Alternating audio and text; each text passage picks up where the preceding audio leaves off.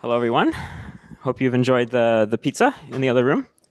Welcome to South Bay Systems, February 27th edition. And what an edition it is. I think actually last time we were also on the 27th, so I don't know, just a fun fact. Yes, our sponsor this time is Everpure, formerly Pure Storage. Thank you very much for the space in this lovely room. Okay, who are we? South Bay Systems is a nonprofit independent talk series, sometimes also hosting occasional casual coffee chats. We have no affiliation to any company or product. We do this monthly-ish, actually somewhat consistently recently, but yeah, let's see. And we're very focused on systems programming for some broad definition of computer systems. So here is a not complete list of organizers. There's me on the bottom right, just in case you're looking for me. And yeah, everyone here is doing amazing work.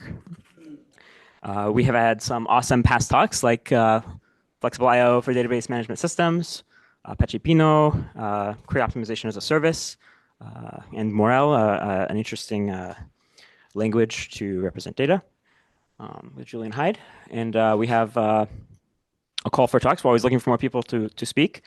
So any engineering talk, not a product pitch. I'm not really looking for this isn't where you acquire customers as much as it is you show other engineers how cool what you're working on is, either just for the sake of it, or maybe you just want to really attract some people to come and pay attention to you and maybe join your company. But any area in computer systems is open, from anywhere from networking, operating system databases, compilers, distributed, out to even hardware security or verification and testing. We love breadth. Most of the speakers are database people, so we have a bit of a bias for databases, so please help us correct that bias, because it is not intentional. And again, thank you very much to Everpure for hosting. Please reach out if you have venue space for 50+ people, or if you want to sponsor food and drinks, preferably both. That would be lovely. Okay, John, do you want to come and talk a bit about Pure Storage? I mean, Everpure. Thank you. Before I introduce Pure Storage, just for this room, auditorium room, the only way that your voice will be picked up is through a microphone. So speakers need to speak to the microphone, and whoever sits right before you, you should have a small microphone, and for you to speak, press the microphone until it turns green, and that's your turn to speak. And once you're done, you turn it off. Thank you. All right. Thank you for giving me a chance to talk about Pure. So first of all, have fun. I don't have much to talk about here, but Pure is making active hire in the United States, and join Pure to build systems. And we build systems from the hardware. We customize our own kernel. We build the system all the way from the firmware to the user level space. So we kind of full stack in that sense, that we own the entire backend stack of the system. So if you're interested in building high performance, high reliability, and highly space efficient storage system, and highly intelligent space system, I guess, feel free to join Pure. That's it. Thank you very much, Sean. You know, with a pitch like that, they got to be doing some cool stuff, right? But yeah, big respect. Thank you very much. Today, we have two speakers. We have Xinjun Jimmy Yang, the Senior Director of PolarDB at the database group in Alibaba Cloud, and 2024 and 2025 Sigmod Best Industry Paper Award winner. And we also have Ilya Meignan Masson, third-year PhD candidate at TUM, working under the supervision of Professor Pramod Batotia. I practiced that, and I still failed it. Thank you very much to both of you. Okay. Jimmy, please take it away.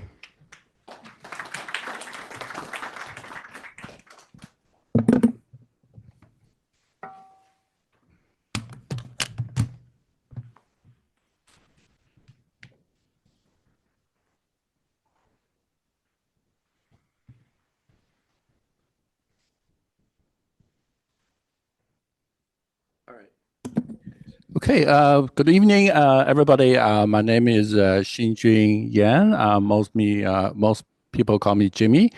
I used to work for like a long back in Sybase and then Oracle.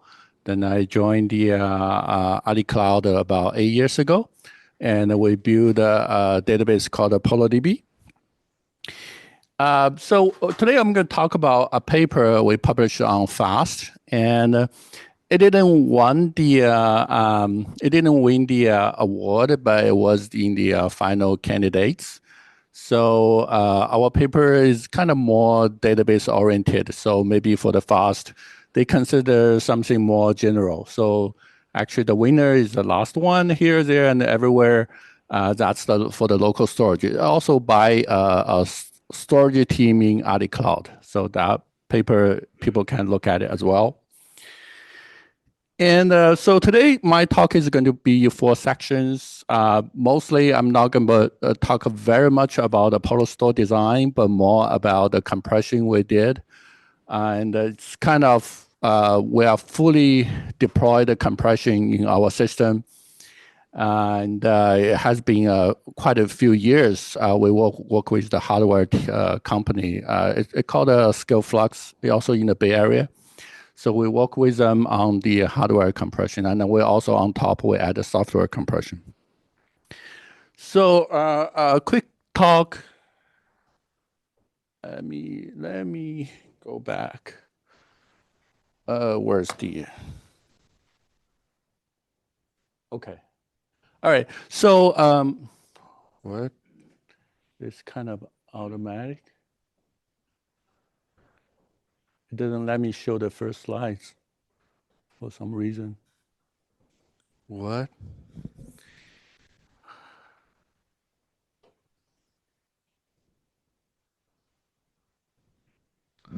Yeah, I think there's a touch screen down here, so I shouldn't put my computer on the touch screen, I think, or something other reason.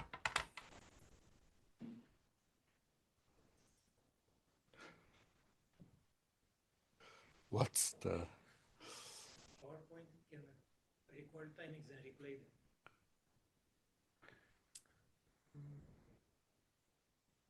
Let me go slow. The one before that. It doesn't let me show that slide.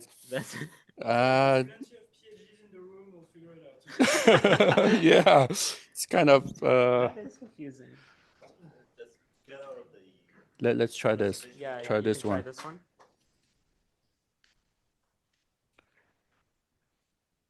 Oh, that slide's kind of banned. I think. It really doesn't like. Oh, something hacked the.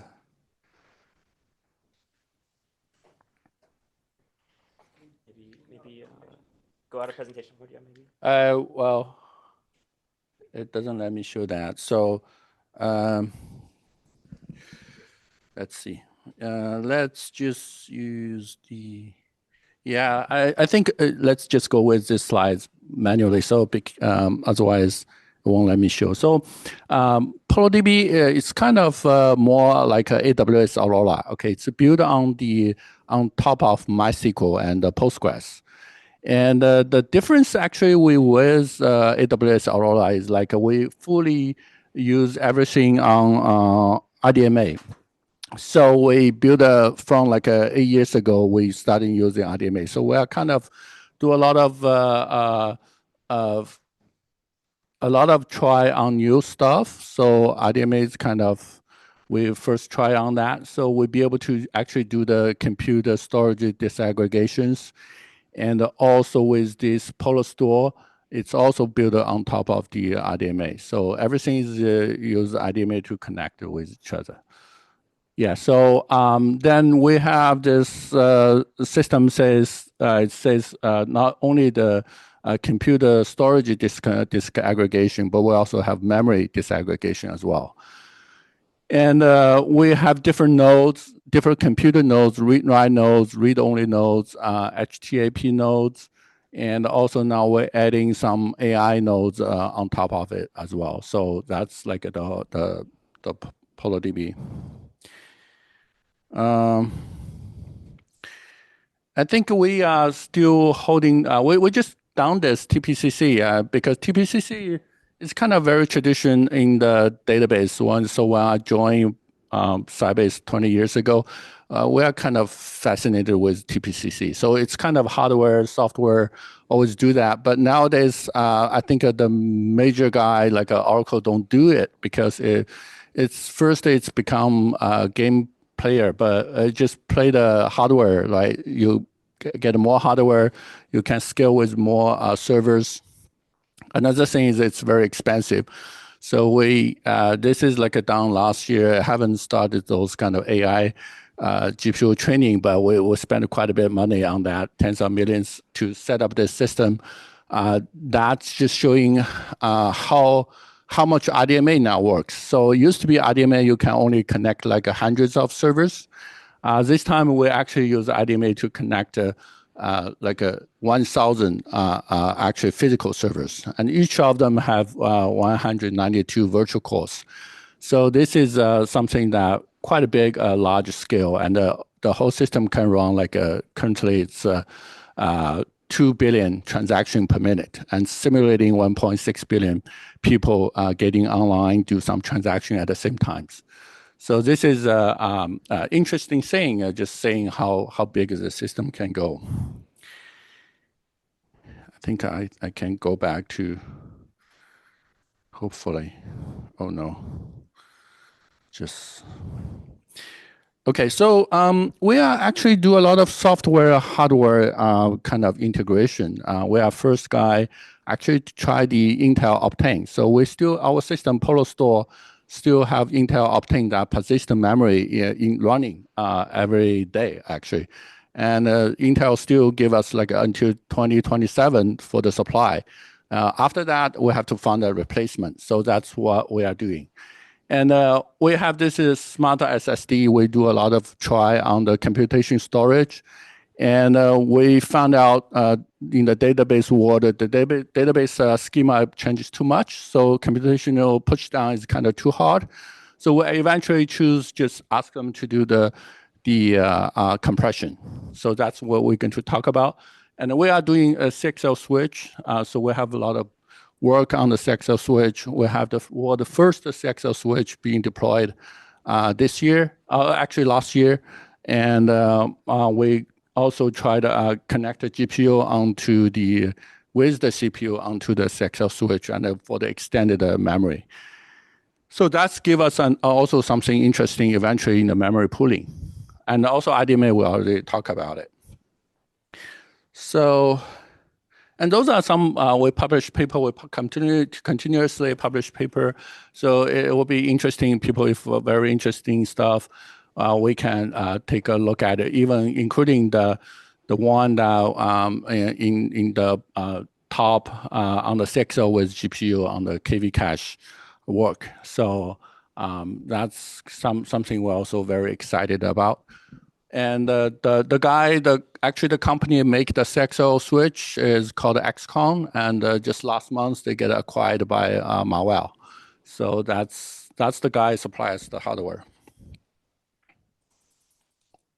And this is like talking about why we do compressions.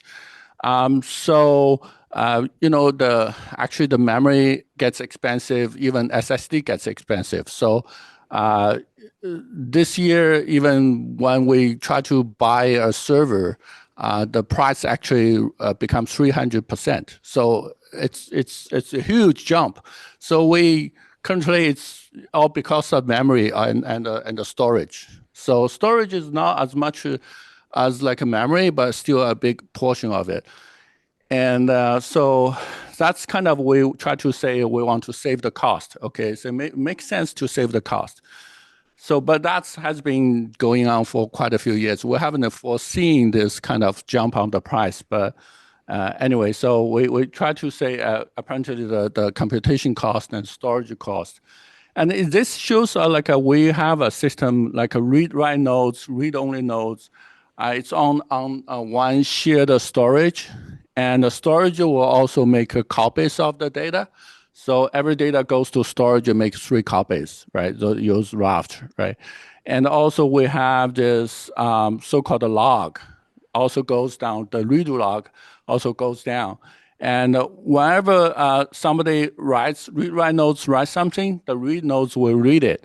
They will read the page from the storage, Also, it will read the logs. So it want to replay the logs on this page to actually to be serving to the read-only nodes. So that's kind of a simple kind of experimentation on the whole, how the whole system works. And so compression has been a topic for many for a lot of a very long time. So even MySQL, they have their own compression kind of systems. Like so, that's why we'll explain why we didn't use it. But there's like two concerns: one is the compression ratio and also performance. So every compress work done by CPU, it take a few microseconds. So that's also for the compression done by CPU, and that's why we actually want to shift this to the ASIC card on the storage. But also there are different compression algorithms. So you choose which one. LZ4 is always fast. ZSTD is kind of new ones, right? So those are like two concerns. You want to both do the high ratio and also without the performance overhead. So yeah, that's. Let me try again. Go back to the. I think it's getting over that. So yeah, so so the compression algorithm and the index granularity. So it's kind of logic space to physical space. So for the file system, they can do like a 4K as a granularity. So even you compress too much under the 4K, it doesn't help. So that's one thing. So when you write something, you're always like in the 4K boundary because of the file system. So this is like again, large block, small block, how you do the small block. If you want to do a small block compression, you want to less than 4K, then you have this kind of physical to logical index. That would be a huge index, right? So you want to have a high compression rate, but without the cost of the index. And there's a software-based and hardware-based, right? Software is more flexible. You can switch the compression algorithm anytime. Hardware, it's like written in the ASIC card. You cannot change it, but it has very high performance. And this is we talk about the by indexing, or it's kind of page level index. And by index, actually the one that with the hardware, actually they can achieve kind of by index more easily because they have actual memory, actually computation on them. So this is like an old way of the compress. They are like that's kind of in MySQL. Actually, it's inherited from MySQL. MySQL have two ways. One is the hole punch on the right side. We can compress something to a smaller size and use the OS hole punch system. You can just write to it, and it can save some with the file system with Spotify. They can save some storage. Also, there's another native kind of MySQL compress. They can try to compress everything into units of 4K, and then write to the using normal file system to write it down. And if it cannot be in the unit of 4K, or just retry with a bigger size, or doesn't compress at all. So those are the two ways. So we kind of try to see. This is like this is a talk about also the journal as well, and as well the how the variable length FTL in storage compressions. So if it's existing, so if it's let me see this. Okay. So this is how the hardware will actually compress it. So actually we have like in the hardware, they have like a FTL, flash translation level. So it's kind of layer to translate the logical bytes into the physical bytes. So this is like you can write down, you can compress so much smaller into less than 4K, and it has this kind of translation into that. And it can be byte level. The compression algorithm is kind of fixed. It's gzip. It's kind of fixed because when they compare all the compression algorithms, ZSTD is too new, so they haven't have like a very well hardware implementations, so they use gzip. And so we also on the hardware side, on top of it, we also have a software side. So we do 2-layer kind of compression. I think we are the first guy in the industry. Those do kind of both software and the hardware compression. And they use different algorithm, and we found that it's kind of can be overlapped, can be like have better result than either one of them. So the software, we first try to compress everything into the 4K units, in the units of the 4K. Then after that, then we write the 4K into the hardware. And the hardware, the size is more like the granularity is kind of 16 bytes. So they are kind of can compress in the unit of 16 bytes. So if you compare to the old ways, the hardware can do a lot more compression. It can do a lot of saving on the compress. Yeah, this is the one that I just talked about. We first use the software compress to the 4K units. Then after that, 4K units use the hardware compression to the SSDs. So for the software side, we had 2 choices: LZ4 for the speed, ZSTD for the kind of compression, the ratio, and because it's 4K, the index is can be smaller, so it's easy to manage. On the hardware side, they use zip level 5, and it's hard coded, and it's iron to their ASIC card. And they have this physical to logical translation with FTL. And also, because the database kind of thing, we also do a few optimization for the redo log, because the redo log kind of small compared to the other data pages. So we actually bypass the compression for the redo log. And also, we kind of choose between speed and the compression ratio. We can dynamically change those between the 2 algorithms. And also for the log application we just talked about, we also get a per page log kind of setup, so that the apply log can be run faster. It doesn't need to multiple I/O to get the log.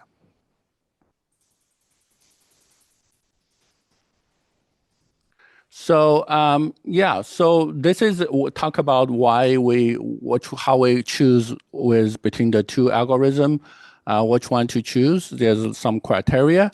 So if the compression can compress, make it less 4K units, then we will probably choose the ZSTD. Right? If they are both into the same 4K, then we choose LZ4 for the speed.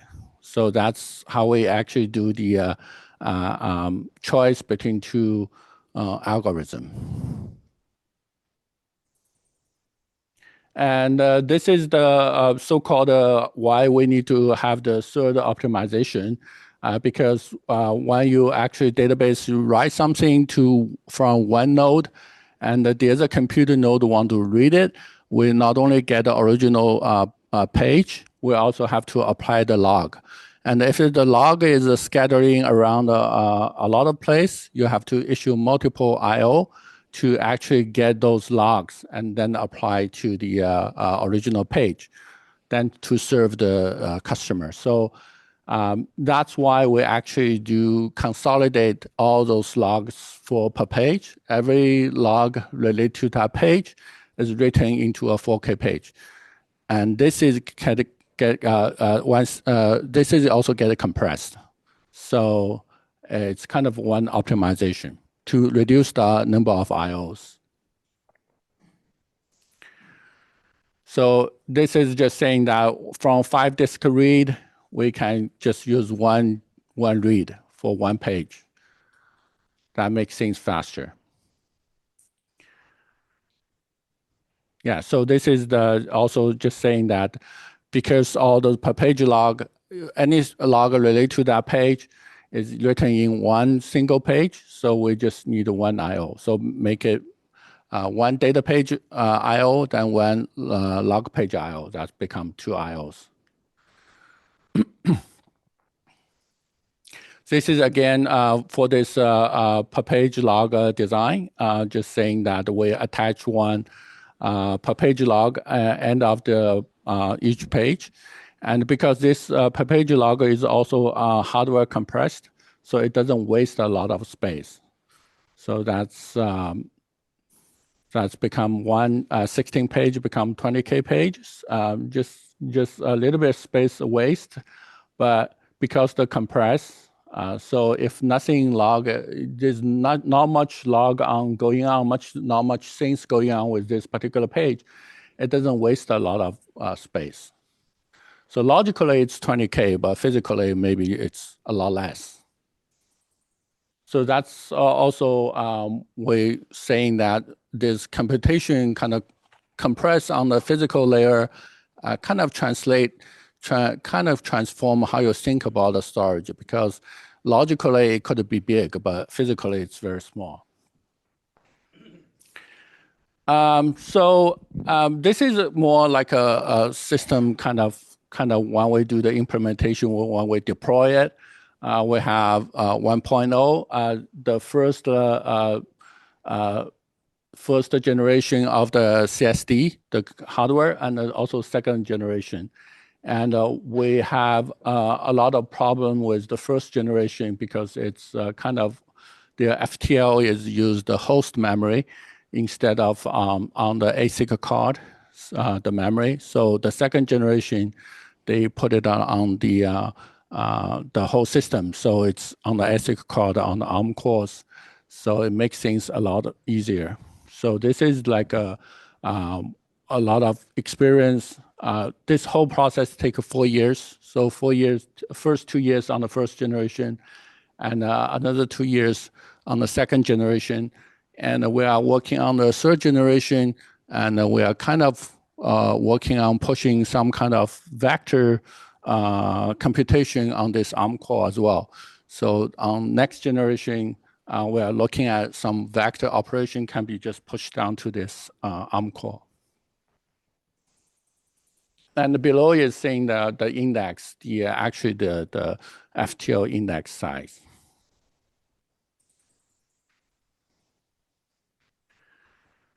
This is how we're saying that the way that we use it. I'm not sure there's talk about how we're going to use, how we actually use it. So the way we actually use the CSD, the compression storage, is actually physically it's 3.84 terabytes storage. It's a card 3.84, but we use it as a 9 terabytes. 9 terabytes. I use a logically 9 terabytes disk. So it's just use a smaller physical disk and pretend it to be a bigger physical disk. So we have kind of limitation on both on the physical space and logical space. So physically, if it's exceeding to certain points of this 3.84 terabytes, then we stop putting data on it. Also logically similar, if it's exceeding to certain point of the 9 terabytes kind of logical space, we start putting data on it. So this like a two ways, but sometimes there's like a data getting more logical space, and sometimes the compression ratio is low, then it will take more physical space. So that's when we actually dynamically shifting the data, copy the data from one node to another node. So this is like we have scattering on this line. They have scattering data around, but we try to make it more straight lines. And on the paper, there's a result after this scheduling, and this line become more straight instead of going up and down. Yeah, this is the one that talk about the different zones. We make it different zones. Zone A and Zone D are also we don't like. We like people in the Zone B and Zone C. So that's where we actually, because the whole system is kind of connected with RDMA, so we and also have 3 copies. We always can shift data from one particular server, the storage server, to another storage server without affecting users. This is kind of a cost comparison. We have this SSD, the Intel used to be like a SSD, Intel SSD P40, 4510 and the 5510. Those have different generations. One is PCIe Gen 4, and the other is PCIe Gen 5. So they have different cost. And if you look at and we also have the first generation and the second generation. And the cost after compression, if taking into the average compression ratio, the cost is 1/3 of the first one. So it's 0.37, kind of saving quite a bit cost on that. So this is kind of makes sense with the storage become more and more expensive. And this is the actually the throughput.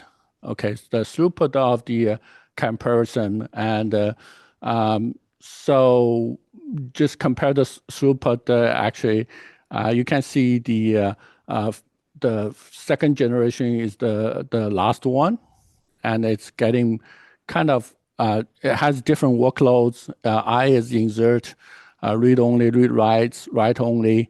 It's on the paper on the different kind of compression, different workloads. But the point is that actually the throughput is sometimes even better than sometimes worse, sometimes better, because after compression, some of the data becomes smaller. So sometimes the I/O even becomes faster because you write less data. But in general, it doesn't have a lot of doesn't change a lot on the throughput. So this is the kind of we talk about compare with the Myrox and compare to the InnoDB on the throughputs. So we are using because physical compression it's kind of a lot faster. Throughputs is also a lot higher.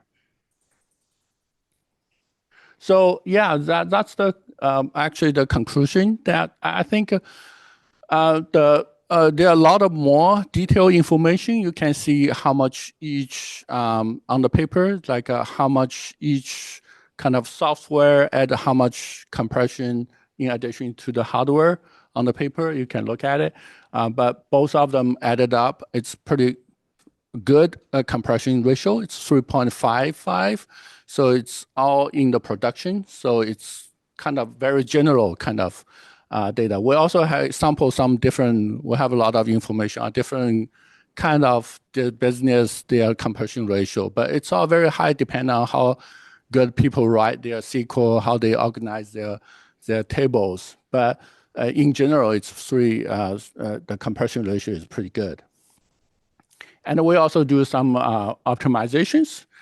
And we also have large scale deployment. So every storage on the PolarDB now uses this CSD, this computational SSD, this compression hardware SSDs.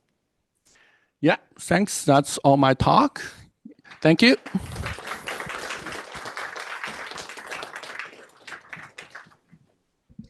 Thank you very much, Jimmy. Ilya, take it away.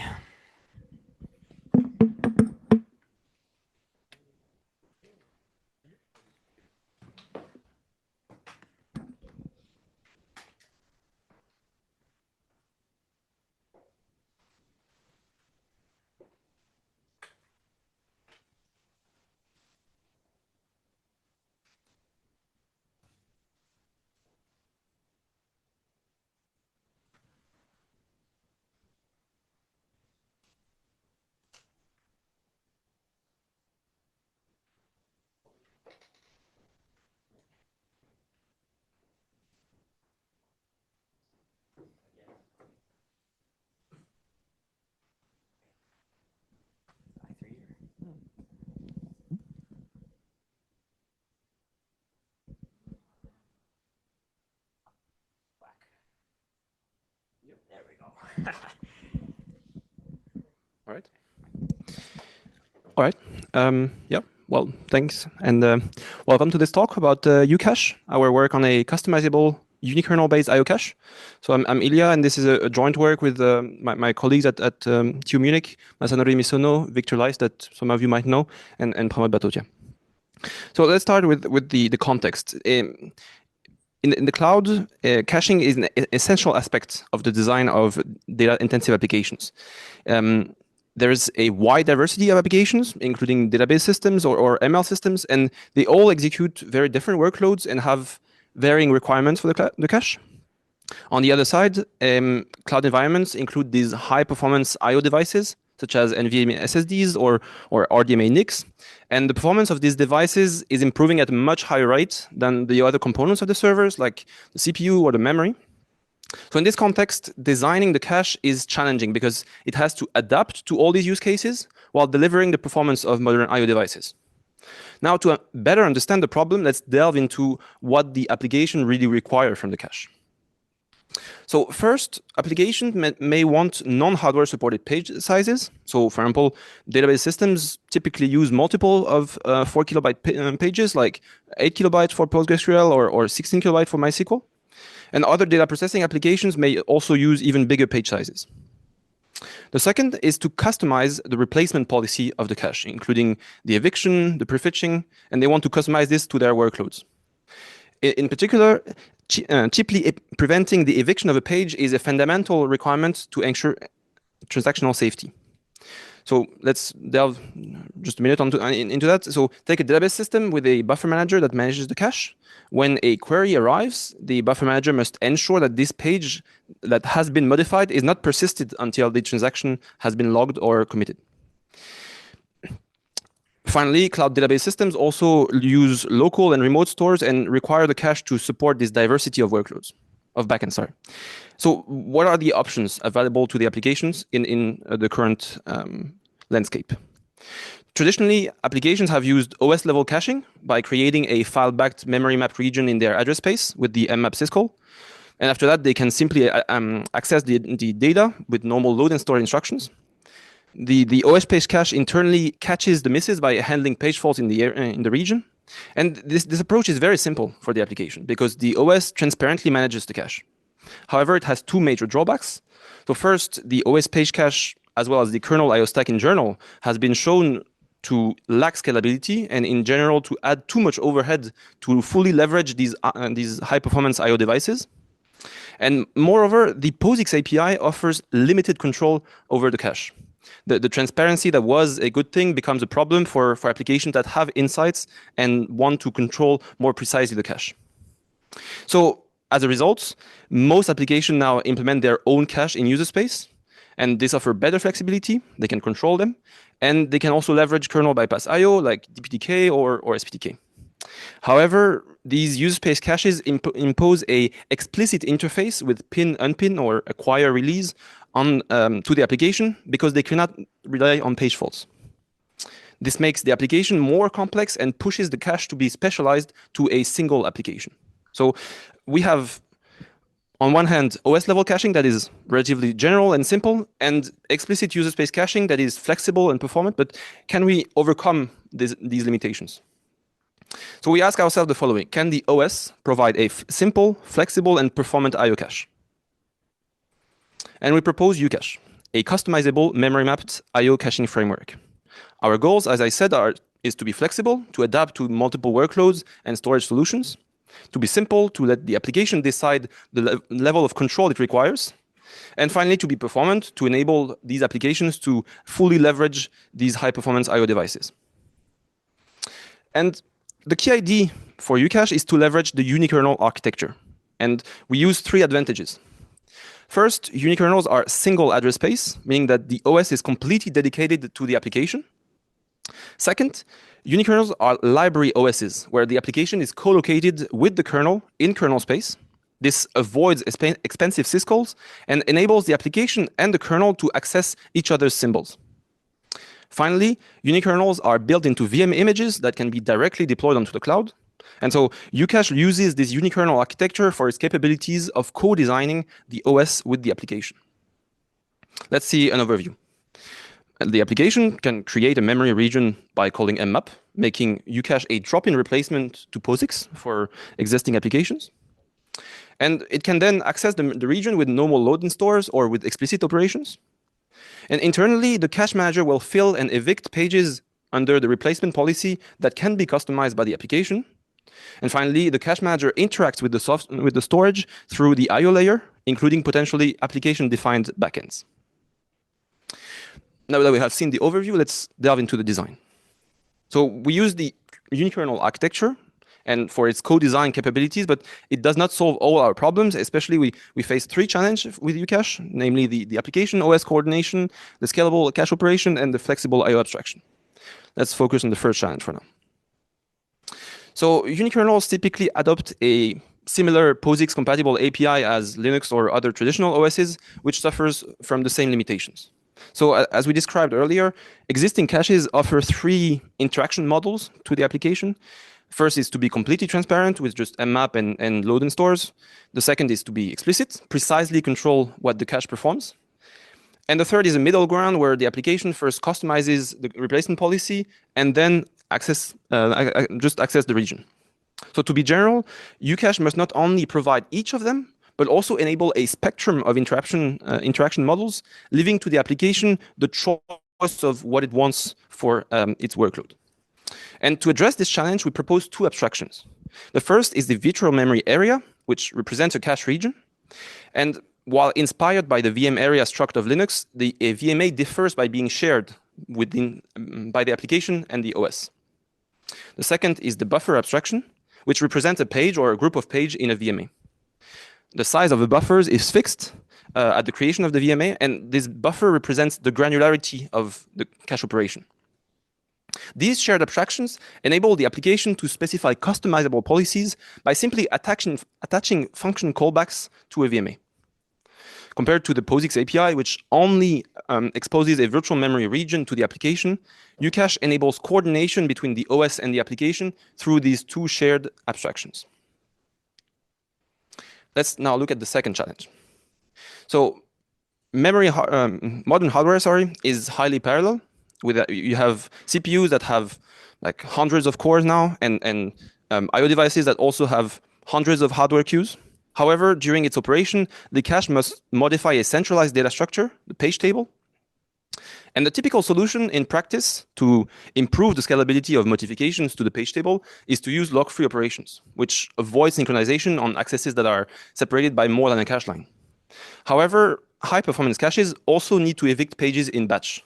This is because unmapping a page in a page table also requires to invalidate the TLB on all cores, which requires an expensive inter-process interrupt. To mitigate this cost, the batching mitigates this API overhead. So the challenge arises when you combine both approaches.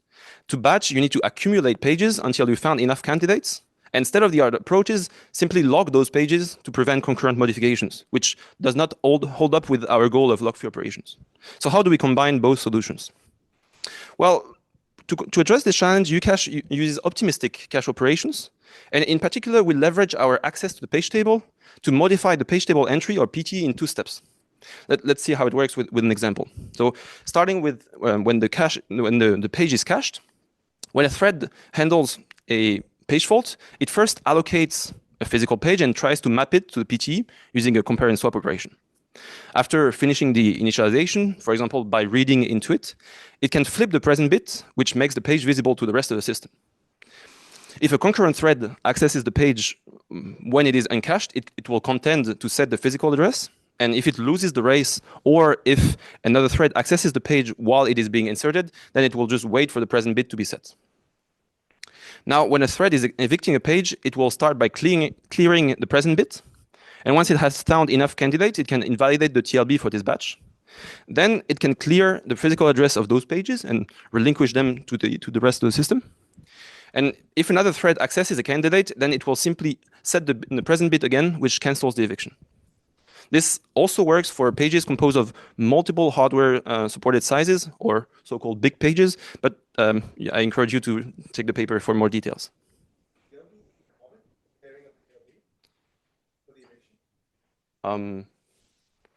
So the TLB invalidation requires to invalidate on your core and to ask all the other cores and to receive an ACK. So it's not really atomic, but the function itself can be considered, or the threads will not continue until all the TLBs have been cleared.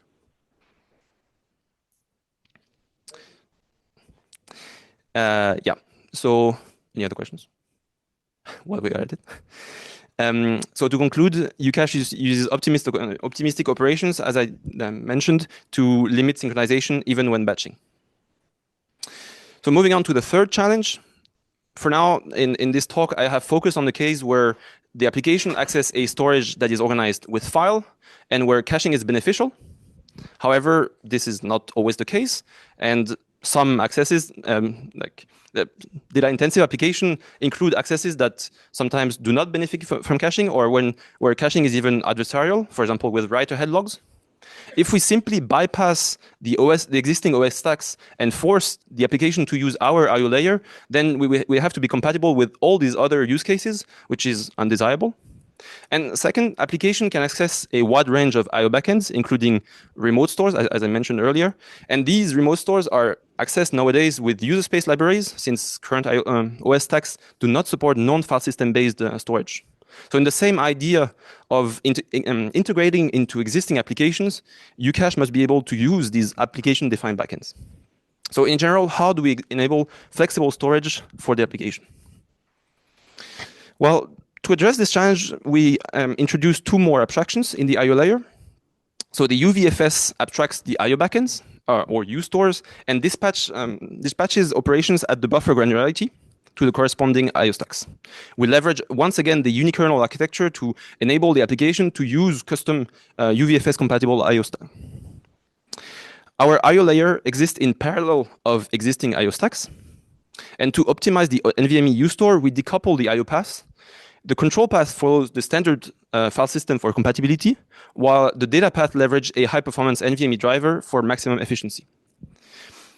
To conclude, uCache enabled performant and customizable I/O without hindering compatibility. We implemented a prototype for uCache in the OSV unikernel, and our prototype uses the clock replacement by default. And we also include an NVMe optimized uStore compatible with the X4 file system. Now we have seen the design. Let's briefly look at the evaluation. We have several research questions, but again, for the purpose of the time, I will only focus on the following, and I encourage you to read the paper for more details. We will look at the insertion performance, the end-to-end performance, and finally a use case for the buffer manager of database systems. So we use a Epic server with these new PCI 5 SSDs, and we compare uCache to OS level caching, or mmap, and specialized user space caches, and we run everything in a VM for fair comparisons. So starting with micro benchmarks, this is the throughput of insertions. We investigate. This is the auto memory case where there is periodical evictions. and we evaluate the scalability of uCache by varying the number of threads. As presented in the figure, uCache outperforms mmap with improvement ranging up to 50 times. We can also see that uCache scales linearly with the number of threads compared to the OS stack, the Linux stack, which staggers at 16. Moving on to the end-to-end performance of uCache, we compare the random lookups in a region backed by mmap or by uCache, and we use 200 gigabytes of data size and 64 threads, and we vary the memory quota given to the system. In this figure, we can see that uCache outperforms mmap by up to 78 times, and we can also observe that uCache not only outperforms mmap by an order of magnitude, but also degrades less the performance as the memory quota tightens. And so to conclude, uCache is a compelling replacement to mmap in terms of performance. Now for the buffer manager use case that we talked at the beginning. We use VMCache, which is a state-of-the-art buffer manager. And VMCache enforces transactional safety, as I described earlier, via fine-grained concurrency control. And in the original version, VMCache uses an anonymous memory-mapped region and explicitly manages the cache using either a POSIX backend, so with the madvice syscall, or with a custom kernel module. And we port VMCache to use uCache and customize the replacement policy to respect transactional safety. We use the TPCC workload that was mentioned earlier with around 1 terabyte of data and 128 gigabytes of cache size. As we can see on the figure, uCache performs similarly to XMAP and significantly outperforms the POSIX baseline. We can also note that uCache effectively enables the buffer manager to saturate the bandwidth of the SSD. So in conclusion, uCache can integrate complex application semantics without incurring overhead compared to state-of-the-art buffer managers. To conclude, in this talk, we asked ourselves if the OS could provide a simple, performant, and flexible IO cache. And to answer this, we presented uCache, which aims to be convenient like OS-level caches while delivering performance and flexibility. And we designed uCache to provide this customizable and scalable caching by leveraging the unikernel architecture. And throughout our evaluation, we demonstrated that uCache outperforms mmap and can be customized like specialized user space caches. Our prototype is open sourced on GitHub, so please feel free to try it out. And just before I conclude, I just want to do a shameless plug for we are organizing SOSP this year. At least my professor and I'm helping out. So if you don't know, SOSP is a top venue for system research. And for the first time, it will be held in Central Europe, in Prague, at the end of September. So we are still looking for sponsors from the industry, so to support the conference and travel grants and so on. So if you or your company is interested, please check out this QR code or contact the sponsors chairs. And with this, I conclude. Yes.